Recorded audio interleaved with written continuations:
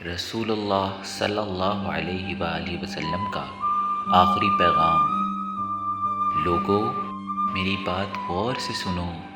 میرا خیال ہے اس سال کے بعد اس جگہ پر تم سے نہ مل سکوں، اور نہ شاید اس سال کے بعد حج کر سکوں۔ لوگو، اللہ نے فرمایا ہے کہ ہم نے تم کو ایک مرد اور ایک عورت سے پیدا کیا۔ اللہ کے نزدیک تم میں سب سے زیادہ عزت والا وہ ہے جو زیادہ پرہیزگار ہے۔ کسی عربی کو عجمی پر اور کسی عجمی کو عربی پر، کسی کالے کو گورے پر اور کسی گورے کو کالے پر کوئی فضیلت اور برتری نہیں، مگر صرف پرہیزگاری کی بنیاد پر۔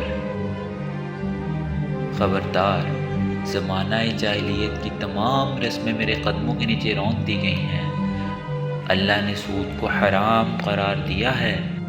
لوگو، تمہارا خون، مال اور عزت قیامت تک ایک دوسرے پر حرام ہے، جس طرح تمہارے لیے اس دن، اس مہینے اور اس شہر کی حرمت واجب ہے۔ اور تم سب ان قریب اپنے پروردگار سے جا ملو گے، یہاں تم سے تمہارے اعمال کا حساب ہوگا۔ عورتوں کے ساتھ ہمیشہ اچھا برتاؤ کرو، کیونکہ وہ تمہاری نگرانی میں ہیں۔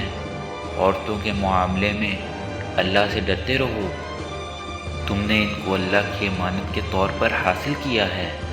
لوگو، اللہ نے میراث کا قانون نافذ کر کے ہر حقدار کو اس کا حق دے دیا ہے، اس لیے اب کسی وارث کے حق میں وصیت جائز و نافذ نہیں۔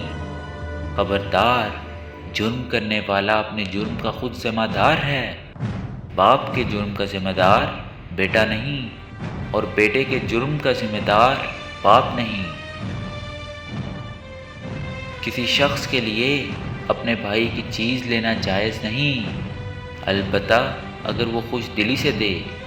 لوگوں، خوب اچھی طرح سمجھ لو کہ ہر مسلمان دوسرے مسلمان کا بھائی ہے، اور سب مسلمان آپس میں بھائی بھائی ہیں۔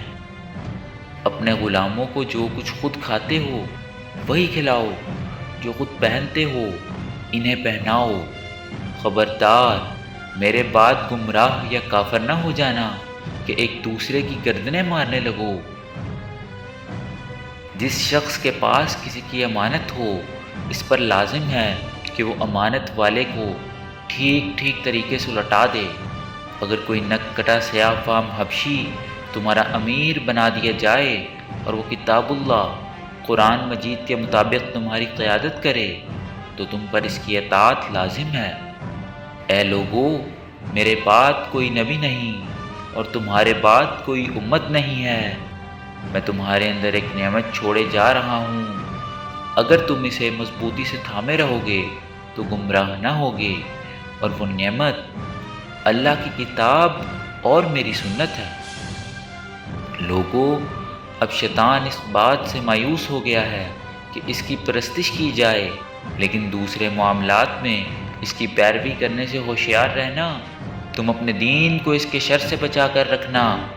خبردار، اپنے رب کی عبادت کرتے رہو، 5 نمازوں کی پابندی کرو، ماہ رمضان کے روزے رکھو، زکوٰۃ خوش دلی سے ادا کرو، اپنے رب کے گھر کا طواف کرتے رہو، اپنے عمرہ کے حکم کی پیروی کرو تو اپنے رب کی جنت میں داخل ہو جاؤ گے۔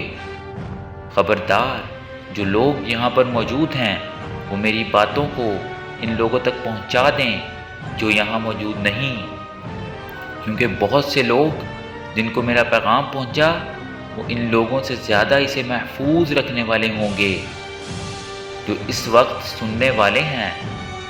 تم لوگوں سے میرے متعلق بھی پوچھا جائے گا، بتاؤ تم میرے بارے میں کیا کہو گے؟ حاضرین نے یک زبان ہو کر عرض کی، ہم گواہی دیتے ہیں کہ آپ صلی اللہ علیہ وآلہ وسلم نے امانت کو پوری طرح ادا کیا، اللہ کا پیغام امت اور لوگوں تک پہنچا دیا اور نصیحت کر دی۔ پھر رسول اللہ صلی اللہ علیہ وآلہ وسلم نے فرمایا، اے اللہ تو گواہ رہنا، اے اللہ تو گواہ رہنا، اے اللہ تو گواہ رہنا۔